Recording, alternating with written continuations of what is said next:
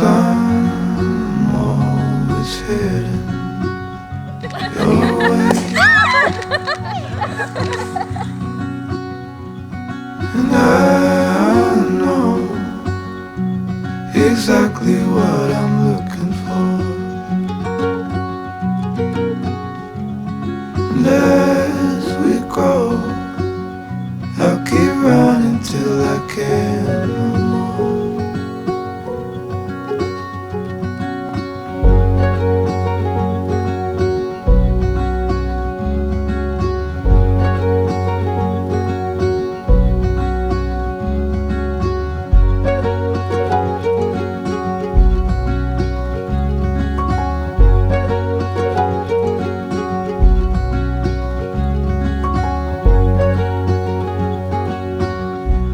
You'll always be my heart, my life, every second, every day.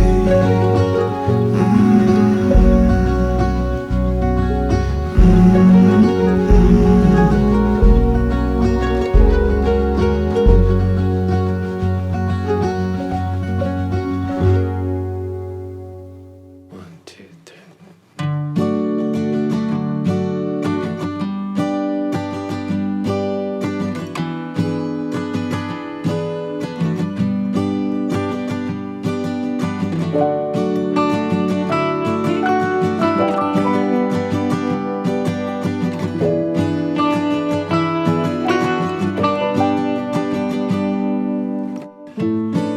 I don't know how to be a poet or a sage.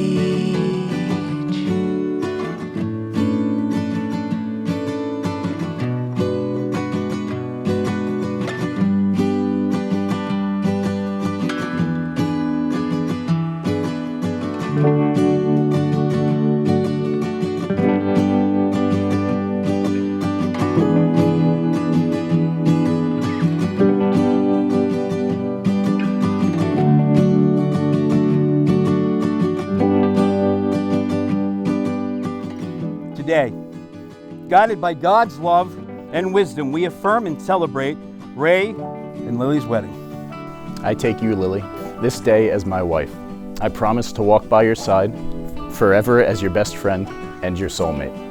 You are my beloved one, and I am proud to marry you. I promise to support your dreams and to be there for all our lives.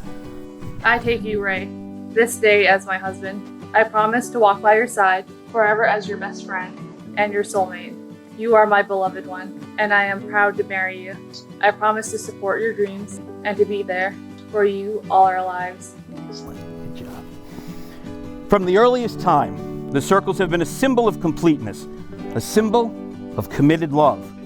An unbroken and never-ending circle symbolizes a commitment of love that is also never-ending.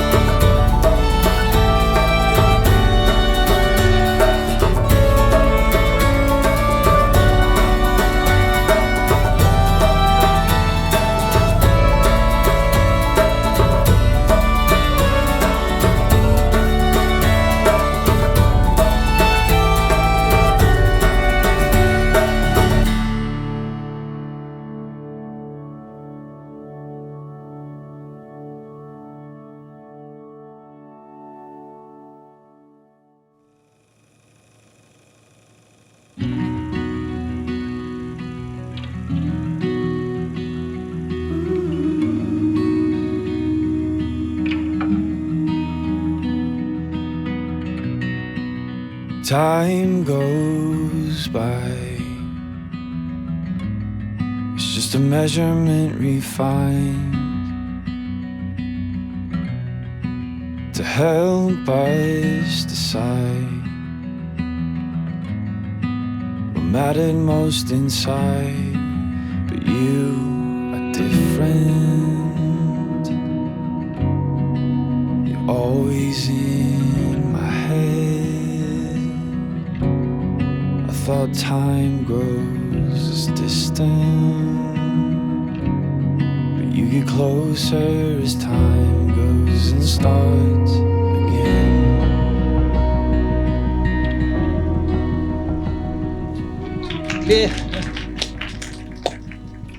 Lily, a little girl with a little English is blossomed to a young, beautiful, professional woman. As you met, another an equally remarkable young man, Ray, my son-in-law. Now, I congratulate you, Lily and Ray. Will strive for a better life, wonderful future, and eternal love. You are blessed in your happy marriage. Okay. Thank you. I just wanted to say a few quick things. Number one, thank you all for coming. You came from short distance, long distance, California via Long Island, Minnesota. And I think that Ray and Lily should realize just how much you care about them by the fact that you're all sitting here. And John was dancing. I don't think I've ever seen that before. The second thing I'd like to do is to just mention 3 people, one of whom is watching over us and 2 of whom wish they could be here. Watching over us, my father-in-law and your grandfather, one of the really, truly great men I ever knew. One of the kindest and gentlest persons, and he would have loved to have been here, and he would have played the guitar and he would have danced, and he's happy up in heaven looking down at the fact that you're happy. And the 2 people who wish they were here, his wife, my mother-in-law, who is sitting back in New Jersey, 94 years old, and I think I would say, without any disrespect to her other grandchildren, that this is the one who made her laugh all the time, because she simply couldn't understand who he was. She was confused and excited and entertained all the time by him, and I know she wishes very much she was here. And lastly, my father. This is Ray 3. I am Ray 2. And he is Ray 1, but he refers to himself as the original Ray. And if you ever met him, you would know that he is right, that they broke the mold. And for good or ill, they broke the mold. And I know he very badly wishes he was here. And he can't wait to see you if you go down south. And so lastly, let me say this. There's a very interesting quote from a person who should be much more famous than he is. And he said that your son will never follow your advice. He will follow your example. And my hope is that between my wife and I and Mr. and Mrs. Kwan, we have about 80 years of an example of how to be together and live together and cultivate a relationship.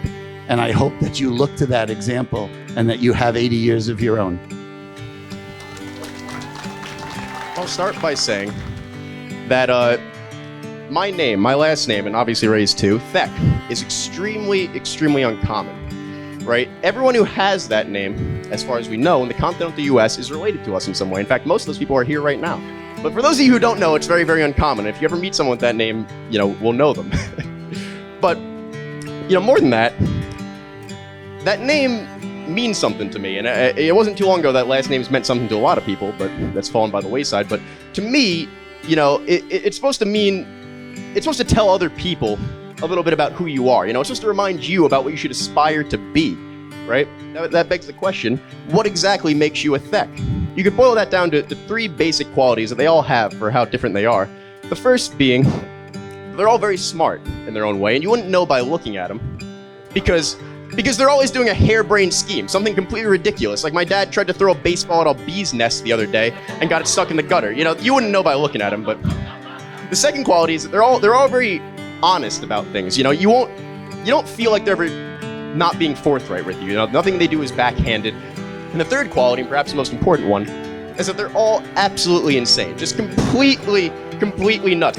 The reason I'm telling you all this, and I'll wrap this up and bring it all back to where I was going with it, is that I have never met another person in my life who did not already share my last name, who embodies what that name means to me better than Lily. She is the most Thek person I have ever met in every way. So, normally here I would say welcome to the family, but there's no reason to say that because you've always been here. So without further ado, I would like you all to raise your glass and give a toast to these two kids who are the only people I know who could stand each other for more than 5 minutes. So, here.